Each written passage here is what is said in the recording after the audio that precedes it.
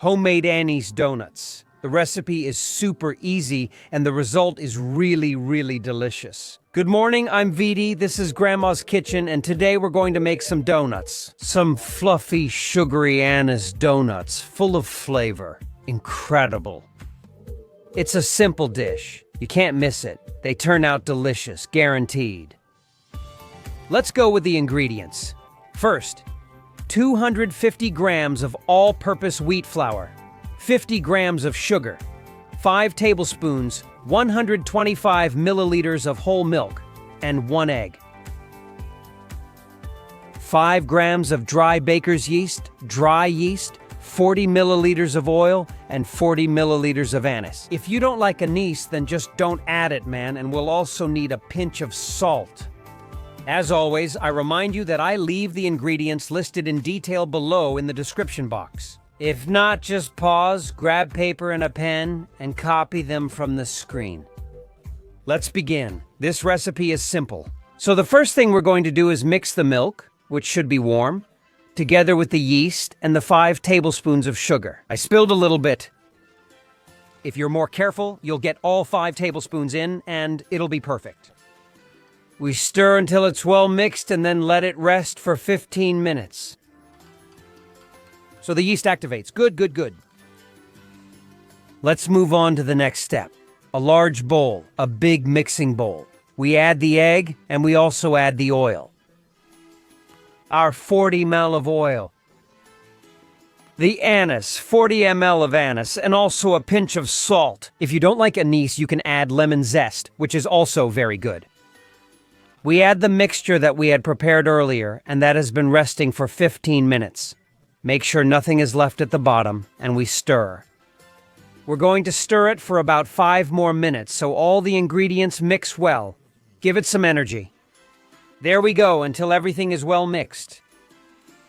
At this point, we're going to start adding the flour and mixing it in. I recommend that you do it little by little. 2 tablespoons of Karaves.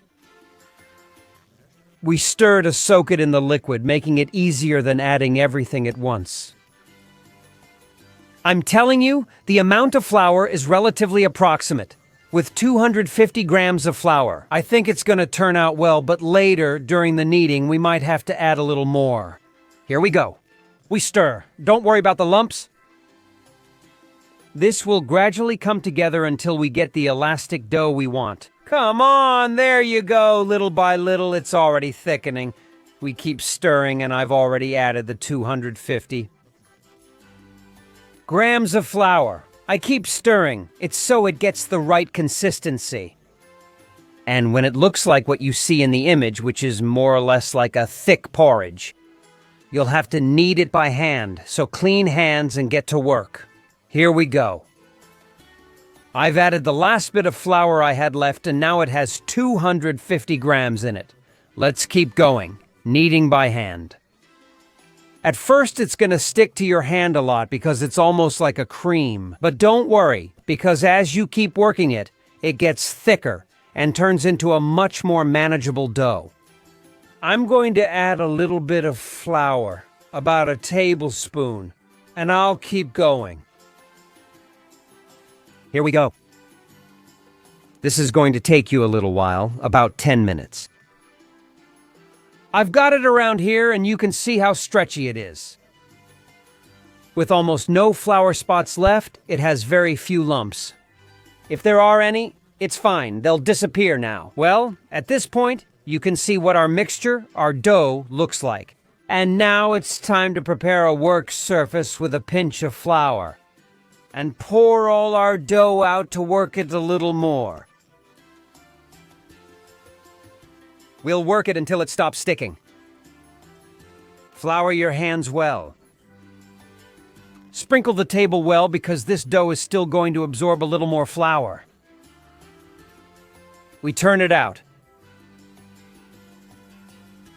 See how elastic it is? It's almost like butter or slime.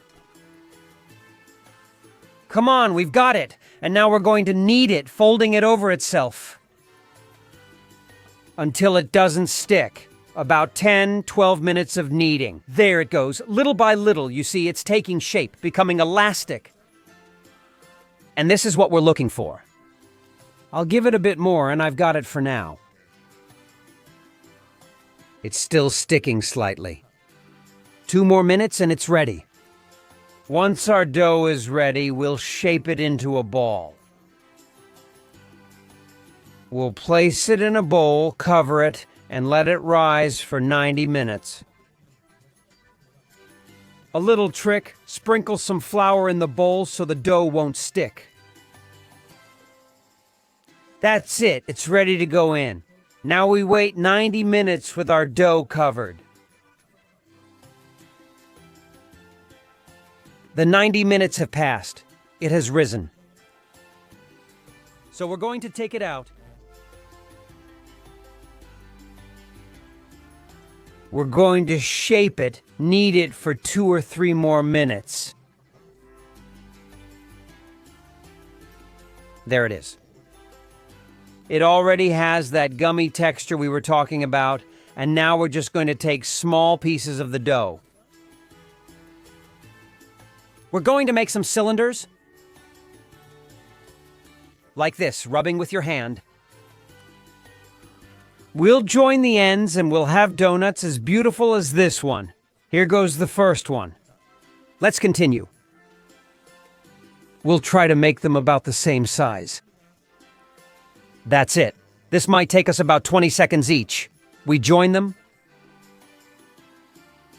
We set them aside and keep going. 20 seconds. We make the cylinder. I suggest pressing the ends firmly to keep them together when frying. Well, let's continue. This process continues until all the dough is used making donuts. At that point, very hot oil. I recommend a mild olive oil or if not, sunflower oil. Make sure the temperature is medium-high so they don't burn, and then we add our little donuts and fry them calmly. Be careful because they cook very quickly and we don't want them to burn. So stay alert. And right away we flip them over. I think 2 minutes on each side will be enough. There we go, let's flip it over. One after another. And in no time, we'll have these Anise donuts ready. They already smell wonderful. A classic homemade grandma recipe. Riss-rass. Here we go. We take them out and let them rest on a paper towel so they lose some of the fat. We're going to do this quickly because we want these donuts to stay warm so we can coat them with sugar afterward. The sugar sticks and gets absorbed well. So we end up with those authentic donuts covered in that coarse sugar we love so much. So like I said, the big plate of donuts. Sugar. I'm not giving you exact amounts of sugar, just a good heap. You can sprinkle it on top, but I recommend you pick them up and dip them in one by one.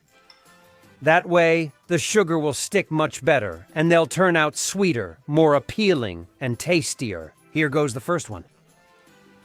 This recipe is amazing. With just a few ingredients, we get a ton of incredible sweets. It's also an easy recipe that you can make with the kids at home so they can help you. Always with supervision. And you'll get donuts as good as these. I'm gonna crush one to show you how fluffy it is. It's very well fried. There's nothing raw inside, which is what we want. The difference between good and bad donuts, I'm eating this one. Here we go, done. Anise donuts, a grandma's classic. And who wants more? Riss-rass? Super easy recipe. Anise donuts. As you can see, they're really good. The touch of anise is delicious. They're fluffy. And you see, guys, they're tasty, super easy to make, and it's an amazing dessert. If you like this recipe as much as I did, Remember to subscribe to the channel and turn on the bell so you get my notifications. Give me a super like, and why not follow me on Instagram? Perfect, delicious, thank you.